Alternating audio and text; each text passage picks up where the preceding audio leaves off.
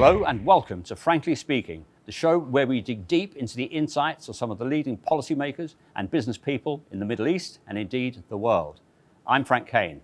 Today I'm joined in Dubai by Simon Penney, the UK's Trade Commissioner for the Middle East. After a career in banking, since 2018, he has been promoting British commercial and financial interests in the region. Mr. Penney, welcome to Frankly Speaking. Thank you very much for having me. It's a pleasure to have you on. So, Mr. Penney, let me get straight to the hot news topic, the recent terror attacks on the UAE by the Houthis of Yemen. After years of attacks on civilian targets in Saudi Arabia, this has been a significant escalation. But how will they affect UK investors? Will they be deterred? And are you bringing in any special measures for British business travellers to the region? Well, look, the GCC and within that, the UAE have been very popular destinations for both UK exporters and tourists over many years. And we certainly don't see any drop off in that interest. In fact, the Gulf more broadly is the UK's third largest export market globally outside of the European Union. And we are highly confident and have every reason to believe that our position as an exporting nation to the Gulf will improve even further in the years ahead. But do you think British investors might be deterred by some of the increased risks that there are here? No, not at all. No, we continue to see a very strong and healthy pipeline of companies doing business here. In fact, only last week we had Arab Health, and we had more than 140 UK companies had made the trip out here, which is fantastic to see, not only in light of the events which you highlighted, but also off the back of 2 years of COVID. And we are seeing a huge amount of interest in Gulf food, which is the week after next. And of course, Expo 2020, which is happening here in Dubai. The footfall remains strong, and we're delighted that our own Duke of Cambridge, His Royal Highness, will be visiting next week. So no, we don't. On the flip side, Mr. Penney, the UK government under Boris Johnson seems to be lurching from one crisis to another. Will that put off Middle East investors into Britain? No, again, we don't see any let up, in fact, in investor interest in the UK. In fact, since we've left the European Union, or the referendum in 2016 in particular, we've seen investor interest increase exponentially. Only last year, we signed a £10 billion, which is about 13 billion US dollar investment program with the United Arab Emirates. And we are looking at similar investment programs with other countries from across the Gulf. And those programs are targeted very much at industries where the UK excels, but most importantly, they're industries that have a relevance and resonate with the vision strategies and the sort of the economic transformation that's happening here in the Gulf. So no, we see investment as being very much a long-term play, and the confidence in the UK, I would say, is probably the highest we've seen it for a very long time. There is a UK GCC free trade agreement under negotiation, isn't there? Can you tell us about that? What's the timeline, the rationale? What are the challenges to be overcome before it can be signed? Yeah, I'm delighted to say that we will be launching negotiations for a GCC free trade agreement in the spring of this year. We have just concluded a parliamentary process, which is a uniquely UK process we need to go through before we can launch FTA negotiations. And that 14-week consultation closed in mid-January, only 2 weeks ago. And we're now going through a process of assimilating and capturing all the feedback we received from businesses and stakeholders during that consultation period. And we're factoring that into the negotiating strategy and approach that the UK will adopt as we commence those FTA negotiations with the GCC, which, as I mentioned, we're optimistic that will happen very soon in spring of this year. Wouldn't such a deal, frankly speaking, be just poor compensation for the business lost with Europe post-Brexit? On the contrary, I think, if anything, it's going to spur business further. I mentioned a moment ago that the GCC already is the UK's third largest export market outside of the European Union. It's third behind the United States of America and China. So already today, the Gulf features very highly on the minds of UK exporters, and we're highly confident that by putting in place a free trade agreement, we'll be able to reduce even further some of the barriers and impediments that businesses face in doing business here, which are not unique to the Gulf. I mean, we see impediments to trade globally, but we're focused very much on this free trade agreement at addressing those barriers and making trade even easier. And I must stress, it's not just about UK companies doing business here in the Gulf. It's about how do we help Gulf companies do more business and export more goods and services into the United Kingdom. So it's very much a win-win agreement that will benefit both parties. One specific question, Mr. Penney, on a current issue. Will the UK be looking to her Gulf allies for help if, as many people forecast, there is an energy crisis in Europe this winter?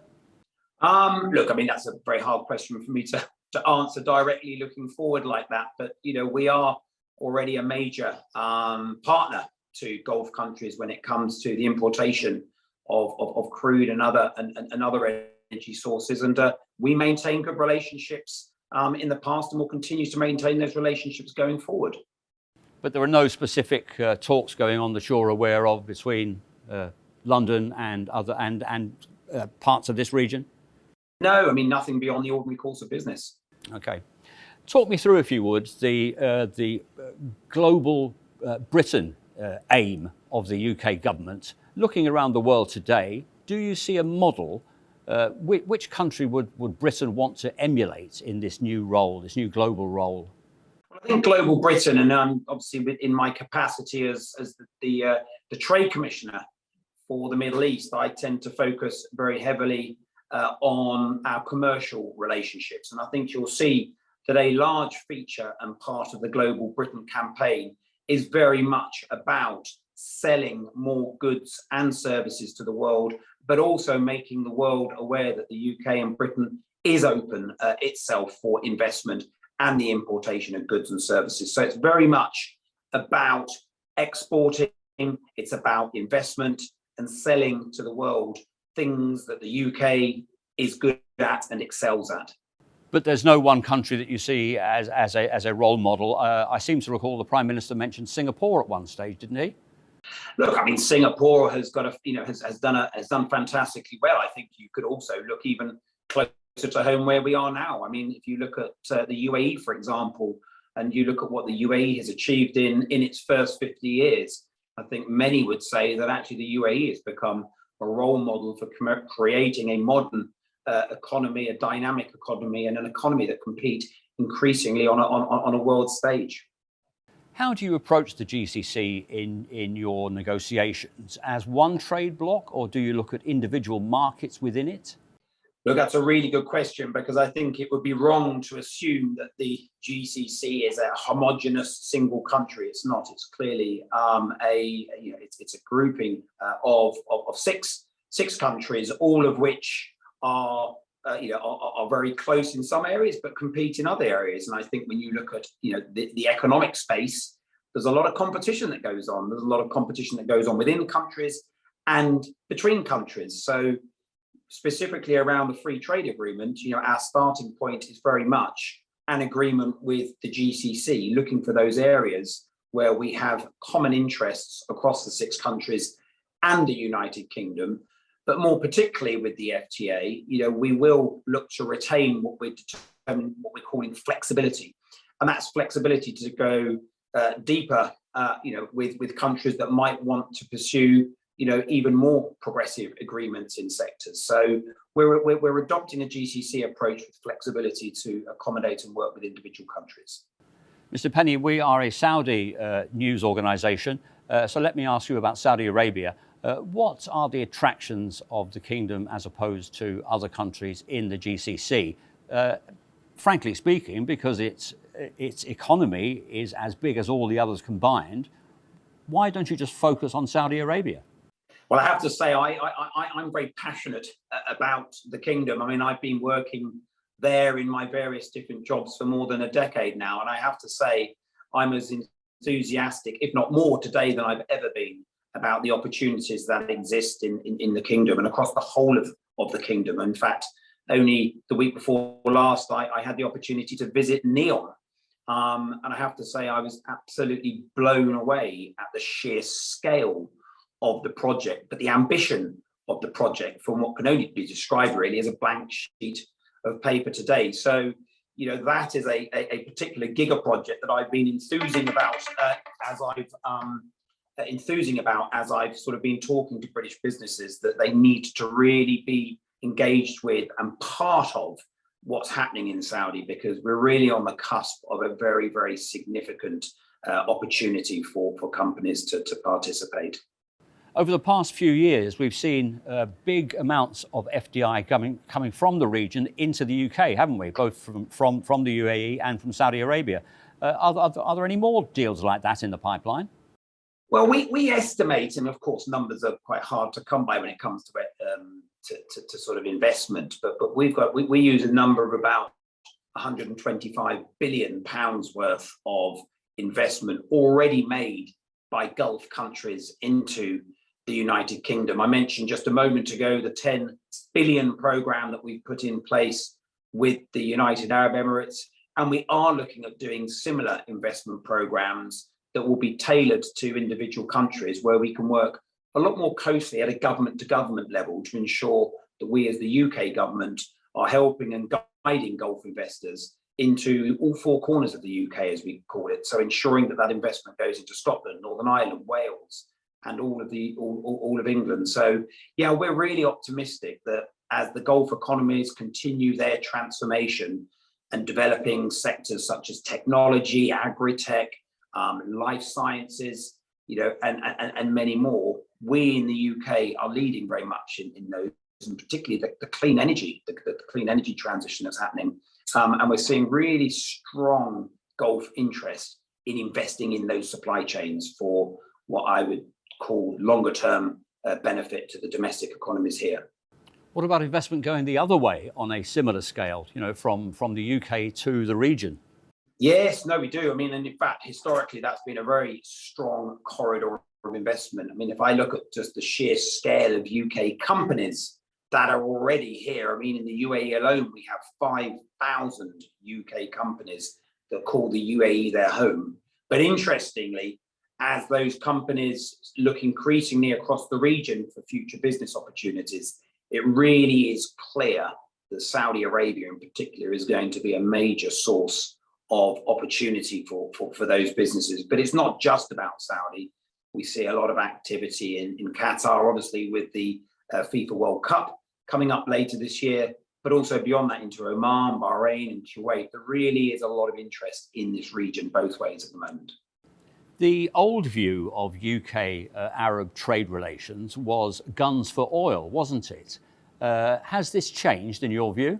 Yeah, well, I'm not sure that view is necessarily the right view, but absolutely that is not the case. I mean, I'm involved in the vast majority of all of our negotiations that we have with either governments or companies, and the focus is very, very much on the industries of the future that are of mutual benefit to both of our respective countries. The government of Saudi Arabia recently decreed that multinational companies wanting to do business with the kingdom's government would have to base their headquarters, their regional headquarters, in Riyadh. What's the view of British business on this move? I think it's varied. I know a lot of large British businesses that have been working in the kingdom for quite some time that are actually embracing that because it makes good business sense. It's where the majority of the business that companies are starting to do is, and it makes sense to be located in the kingdom. I know other companies have a slightly longer term sort of watching brief on that, but I think companies will make decisions around what makes commercial sense, and certainly with a lot of the companies that I've spoken to, based on what I just said around the scale of opportunity that Saudi presents, that actually it will make good business sense to do so. You mentioned some of the sectors that British investors are interested in Saudi Arabia, but can you elaborate a bit, especially in relation to the Vision 2030 transformation? What has this done to British interest? Yeah, well, it's really harnessed it, I have to say. I mean, I could talk across all the sectors, but ones that we've seen particularly strong interest and ones where we as the the UK government have been quite heavily involved in are a lot of the transformation that's going on in healthcare, through the provision of healthcare, through hospitals. We're seeing a lot of interest in UK schools, establishing a presence in the kingdom. We do particularly well as a country when it comes to food and drink. So the importation from Saudi of UK food and drink, and energy, of course, as the kingdom and the Gulf and the world embarks on this journey of energy transformation towards clean growth, we're seeing increasing interest around clean growth and how we can work with the kingdom to develop the technologies of the future. We've seen interest across a whole range. Infrastructure remains large.